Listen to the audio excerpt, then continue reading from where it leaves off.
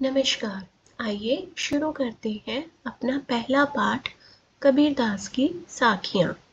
ठीक है, ये कबीरदास के कुछ दोहे हैं, कुछ साखियाँ हैं जो हमें सिखाते हैं कि हमें कैसे मोह माया से दूर रहकर अपना जीवन व्यतीत करना चाहिए और सिर्फ हमें ईश्वर में ही आस्था रखनी चाहिए। ठीक है, पहली साखी है हमारी। ऐसी वाणी बोलिए मन का आपा खोए, अपना तन शीतल करे ओरन को सुख होए। कबीरदास जी क्या कहते हैं कि हमें ऐसी वाणी का प्रयोग करना चाहिए। कैसी वाणी का? जिसमें कोई अहंकार ना हो। ठीक है, हमें अहंकार रहित वाणी का प्रयोग करना चाहिए। हमें ऐसी वाणी का प्रयोग करना चाहिए जो अपने मन का अहंकार त्याग दे। ठीक है, अपना तन शीतल करे। और जब हम उस वाणी का प्रयोग करें तो केवल हम अपने मन को ही शीतल ना करें बल्कि दूसरों को भी सुख पहुंचाए। अर्थात हमें ऐसी वाणी का प्रयोग करना चाहिए जो कि मन का अहंकार त्याग कर दूसरों को सुख पहुंचाए। और जब हमें ये लगेगा कि कोई हमारी वाणी से बहुत ज़्यादा खुश हो रहा है या हमारे व्यवहार से खुश हो रहा है तो हमारे मन को भी शीतलता प्रदान होगी। ठीक है, ऐसी वाणी बोलिए मन का आपा खोए, कि हमें ऐसी वाणी का प्रयोग करना चाहिए जो कि अहंकार रहित हो और ना केवल दूसरों को खुशी प्रदान करे, सुख प्रदान करे, बल्कि हमें भी शीतलता प्रदान करे। ठीक है, दूसरा दोहा है। कस्तूरी कुंडली बसे मृग ढूंढे बन माही, ऐसे घटी घटी राम है दुनिया देखे नाही। ठीक है, कस्तूरी कुंडली बसे, कि जिस प्रकार एक हिरन की कस्तूरी की खुशबू को, जो एक हिरन है वो कस्तूरी की खुशबू को जंगल में ढूंढता फिरता है। ठीक है, लेकिन उसे नहीं पता, कुंडली मतलब नाभि, कि जो खुशबू, कस्तूरी मतलब खुशबू, ठीक है, कि जिस खुशबू को एक हिरन जंगल जंगल भटकता हुआ ढूंढता फिरता है वो तो उसकी नाभि में ही स्थित होती है। वो सुगंध कहाँ होती है? उसकी नाभि में ही। कस्तूरी कुंडली बसे, कि उसकी कुंडली में, उसकी नाभि में ही स्थित होती है, परंतु वह इस बात से बेखबर होता है और उसे जंगल में ढूंढता फिरता है कि ये खुशबू आ कहाँ से रही है। ऐसे घटी घटी राम है, कि राम जो है, भगवान जो है, वो भी हमारे घट घट में समाये हुए हैं, कण कण में समाये हुए हैं।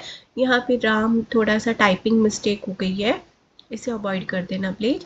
कि ऐसे घटी घटी राम है कि हमारे कण कण में भी ईश्वर विद्यमान है, लेकिन दुनिया देखे नाही। मनुष्य जो है वो इस बात से बेखबर होता है ना, और उसे ईश्वर को ढूंढने कहाँ जाता है? कोई मंदिर में जाता है, कोई मस्जिद में जाता है, अलग अलग तीर्थ स्थानों पर भगवान को ढूंढने के लिए जाता है, जबकि भगवान तो हमारे कण कण में बसे हुए हैं। कस्तूरी कुंडली बसे मृग ढूंढे बन माही, कि जिस प्रकार वो नाभि की खुशबू, वो एक सुगंध से मृग जो है वो जंगल जंगल भटकता फिरता है कि वो खुशबू कहाँ से आ रही है, कहाँ से आ रही है, तो लेकिन वो उसकी नाभि से आ रही है, उसे पता नहीं चलता कि उसकी नाभि में से ही वो खुशबू आ रही है। ऐसे ही जो ईश्वर है वो हमारे कण कण में समाये हुए हैं, लेकिन हम मनुष्य उसे देख नहीं पाते। दुनिया देखे नाही, और हम दर दर भटकते रहते हैं, कभी इस मंदिर जाते हैं, कभी उस तीर्थ स्थान पर जाते हैं, हम भगवान को ढूंढते रहते हैं। जब मैं था तब हरि नहीं, अब हरि है मैं नहीं। मैं मतलब मेरा ईगो, मेरा अहंकार। ठीक है, सब अंधियारा मिटी गया जब दीपक देखा माही। क्या कहते हैं कबीरदास जी, कि जब इस हृदय में मैं अर्थात मेरा अहंकार था तब इसमें परमेश्वर का कोई वास नहीं था। अर्थात कि जब इंसान अहंकार में होता है ना, तो अपनी ईगो में होता है, तो उसे सिर्फ वही खुद को ही अच्छा लगता है कि मैं जो हूँ मैं ठीक हूँ, बाकी दुनिया सब गलत, भगवान भी गलत। कि जब इंसान अहंकार में होता है तो उसमें परमेश्वर का वास नहीं होता, परंतु अब हृदय में अहंकार नहीं है तो इसमें प्रभु का वास है। अब हरि है, मैं नाही। अब इस हृदय में हरि समा गए हैं, मैं मतलब अहंकार नहीं है। सब अंधियारा मिट गया जब दीपक देखा माही, कि जब उसने परमेश्वर नामक दीपक के दर्शन किए, मीन्स जब उसे पूर्ण रूप से भगवान की भक्ति का एहसास हुआ, उसे वो साधना मिल गई, तो जब उसने परमेश्वर नामक दीपक को देखा, उसके दर्शन हुए, तो वो अज्ञान रूपी अहंकार का उसका विनाश हो गया। ठीक है। चौथी साखी है हमारी कि सुखिया सब संसार है, खाए अरु सोवे, दुखिया दास कबीर है, जागे अरु रोवे। कि कबीरदास जी कहते हैं कि इस संसार के ना सभी लोग बहुत सुखी हैं। किस बात में सुखी है?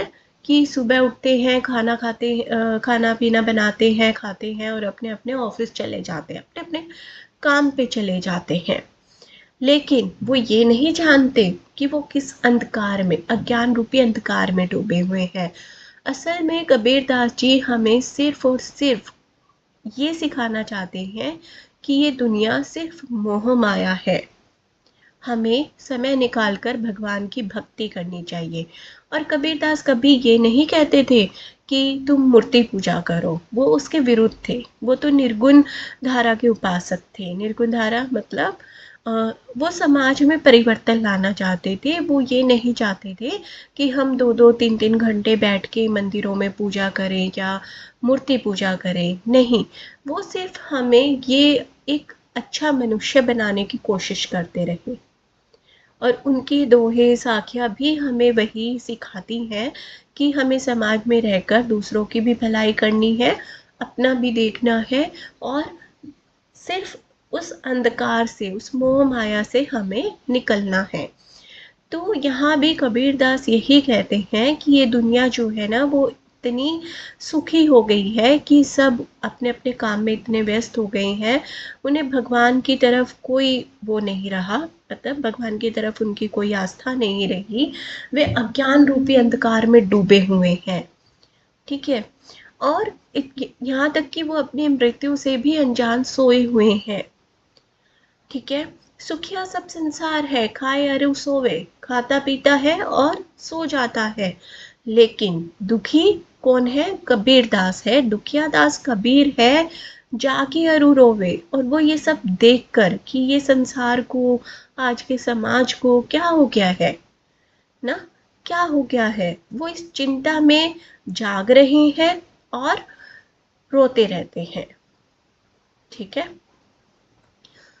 बिरहे भूमंग तन बसे, मंत्र न लागे कोई, राम योगी ना जीवे, जीवे तो बोरा होए।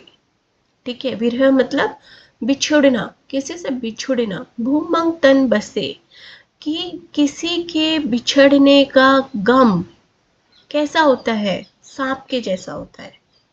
ठीक है। विरह भूमंग भूगम तन बसे, मंत्र न लागे कोई, कि जिस तरह से सांप के काटने पर कोई भी मंत्र, कोई भी दवा काम नहीं करती, उसी प्रकार जब अपने कोई बिछड़ जाता है ना, तो उसका गम कैसा होता है? वो सेम होता है जैसे सांप के काटने पर होता है। उसके ऊपर कोई मंत्र, कोई असर नहीं काम करता, कोई दवा काम नहीं करती ना। आप किसी का कोई अपना चला जाए, उसको लाख समझाने की कोशिश करो कि वो तो दुनिया की रीत है, जो आया है वो चला जाएगा। ठीक है। लेकिन वो इंसान जो उस इंसान से जुड़ा हुआ है, जिसने अपना कोई उससे बिछुड़ गया है और उसे पता है कि वो वापस नहीं आएगा, वो मूव ऑन नहीं कर पा रहा। क्यों नहीं कर पा रहा? क्योंकि वो नहीं निकल पा रहा अपनी यादों से, उसके साथ से नहीं निकल पाता ना। तो इसमें कबीरदास वही कहते हैं कि जब मनुष्य के मन में अपनों के बिछड़ने का गम सांप बनकर लौटने लगता है तो उस पर ना कोई मंत्र काम करता है ना ही कोई दवा काम करती है। राम वियोगी ना जीवे, जीवे तो बौरा होए। बौरा होना मतलब पगला जाना। कि ऐसी ही स्थिति किन की होती है? जो ईश्वर से प्रेम करते हैं, जो अपना पूरा जीवन सिर्फ ईश्वर साधना में लगाते हैं। कि अगर ऐसा व्यक्ति जब ईश्वर से वियोग करता है तो वह जी नहीं पाता। उसी तरह राम अर्थात ईश्वर के वियोग में मनुष्य जीवित नहीं रह सकता। यदि वह जीवित रहता भी है तो उसकी स्थिति कैसी हो जाती है? बहरा हो जाना मतलब पागल जैसा हो जाना। उसकी स्थिति पागलों जैसी हो जाती है। ठीक है। विरह भूमंग, विरह मतलब बिछुड़ना, भूंगम मतलब सांप की तरह तन पर लिपट जाना ना। भूमंग तन बसे मंत्र न लागे कोई, कि अपनों के बिछड़ने का गम सांप बनकर लौटने लगता है, उस पर ना कोई मंत्र कोई दवा असर नहीं करती। उसी तरह राम अर्थात ईश्वर के वियोग में मनुष्य जीवित नहीं रह सकता। यदि वह जीवित रहता भी है तो उसका व्यवहार, उसकी स्थिति पागलों जैसी हो जाती है। ठीक है। नेक्स्ट है निंदक नीड़ा राखिए, आंगनी कूटी बंधाई, बिन साबन पानी बिना निर्मल करे सुभाई। निंदक मतलब हमारी निंदा करने वाला। ठीक है। वो आपका कोई खास दोस्त भी हो सकता है, और मैं तो कहूँगी कि वो दोस्त ही होता है जो आपका एकदम सच्चा दोस्त होगा ना, वही आपकी बुराई आपके मुंह पे करेगा, आपको समझाने की कोशिश करेगा। तो कबीरदास जी कहते हैं कि ऐसे व्यक्ति, चाहे वो आपके दोस्त हैं चाहे आपके अपने हैं, ऐसे व्यक्ति जो हमेशा निंदा करते हैं आपकी, नेड़ा राखिए, नेड़ा मतलब अपने पास रखिए। आंगने कुटी बंधाई, चाहे तो अपने आंगन में ही उनके लिए एक घर बनवा दीजिए। कुटी मतलब कुटिया बनवा दीजिए, कोई कमरा बनवा दीजिए। मतलब उन्हें अपने पास, उन्हें इतना अपने पास रखना है कि वो आपसे कभी दूर ही ना जा पाए। क्यों ना जा पाए? क्यों ऐसा कबीरदास जी ने बोला? क्योंकि बिन साबुन पानी बिना निर्मल करे स्वभाव, कि बिना साबुन पानी के ही वो आपके तन मन की सफाई कर देंगे, वो आपके स्वभाव को निर्मल कर देंगे। ठीक है। ताकि उनके द्वारा बताई गई हमारी गलतियों को सुधार सकें और हमारा स्वभाव जो है वो बिना साबुन और पानी की मदद के ही साफ हो जाएगा। ठीक है। पोथी पढ़ी पढ़ी जग मुआ, पंडित भयानक होए, एके आसिर पीव का पढ़े सो पंडित होए। कबीरदास जी क्या कहती हैं कि ये संसार मोटी मोटी पुस्तकें पढ़कर मर गया, परंतु ज्ञानी कोई भी नहीं बन सका। पोथी पढ़ी पढ़ी, पोथी की होती है बहुत सारी बुक्स की ऐसे ढेर लगा देना, कि ऐसी इतने सारी मोटी मोटी पुस्तकें पढ़ पढ़ के ये जग मुआ, मर गए, बहुत सारे लोग मर गए। पंडित भयानक कोई ज्ञानी नहीं बन सका। उनकी नजर में ज्ञानी कौन है? जो सिर्फ भगवान के प्यार के 2 अक्षर जानता हो। ठीक है। या भगवान ईश्वर रूपी प्रेम का एक अक्षर भी उसने अच्छे से पढ़ लिया हो तो वही पंडित कहलाता है। ठीक है। कबीरदास जी कहते हैं कि संसार में मोटी मोटी पुस्तकें पढ़कर बहुत सारे मनुष्य मर गए, परंतु कोई भी मनुष्य ज्ञानी नहीं बन सका। यदि किसी व्यक्ति ने ईश्वर प्रेम का एक अक्षर भी पढ़ लिया होता तो वह पंडित बन जाता। अर्थात कबीरदास जी की नज़र में सिर्फ वही व्यक्ति ज्ञानी है जो कि ईश्वर को मानता है या ईश्वर से प्रेम करता है। ठीक है। हम अपना घर जालिया हम घर जालिया आपना, लिया मुराड़ा हाथी। अब घर जालियो तास का, जे चले हमारे साथी। मुराड़ा हाथी मतलब हाथ में। ठीक है। मुराड़ा मतलब मशाल। ठीक है। हम घर जालिया अपना, कबीरदास जी कहते हैं कि उन्होंने अपने हाथों से अपना घर जला लिया है, अर्थात उन्होंने मोह माया रूपी घर को जला दिया है और ज्ञान प्राप्त कर लिया है। ठीक है, अब वो हाथ में मशाल लेकर निकल पड़े हैं। किस लिए निकल पड़े हैं? कि कोई अगर उनके साथ चलना चाहता है और अपना घर जलाना चाहता है। ठीक है, सुनिए दोबारा कि हम घर जालिया अपना। कबीरदास जी कहते हैं कि उन्होंने अपने हाथों से अपना घर जला दिया है, अर्थात उन्होंने मोह माया रूपी घर को जलाकर ज्ञान प्राप्त कर लिया है। अब उनके हाथों में जल्दी हुई मशाल है, लकड़ी है। ठीक है, यानी अब उन्हें पूर्ण रूप से, मशाल और लकड़ी का यहाँ पे किससे संबंध है? कि उन्होंने पूर्ण रूप से ज्ञान प्राप्त कर लिया है। और अब घर चालोतास का, कि अब वो उन लोगों का घर जलाना चाहते हैं जो उनके साथ चलने के लिए तैयार है। ठीक है, यहाँ पर घर चलाने से मतलब है अहंकार को और मोह माया को त्याग देना और पूर्ण रूप से ईश्वर का ज्ञान प्राप्त कर लेना। ठीक है, पूरी तरह से मोह माया से दूर होकर ईश्वर का ज्ञान प्राप्त कर लेना ही वो घर जलाना बोल रहे हैं। ठीक है, घर जलाना मतलब अहंकार और मोह माया को त्याग देना। और कैसे निकले हैं वो? हाथ में मुराड़ा लेकर, मशाल लेकर। ठीक है, ये था आपका चैप्टर कबीरदास की साखियाँ। नेक्स्ट वीडियो में हम इसके क्वेश्चन आंसर भी करेंगे। उम्मीद करती हूँ कि आपको सब समझ आया होगा। Thank you.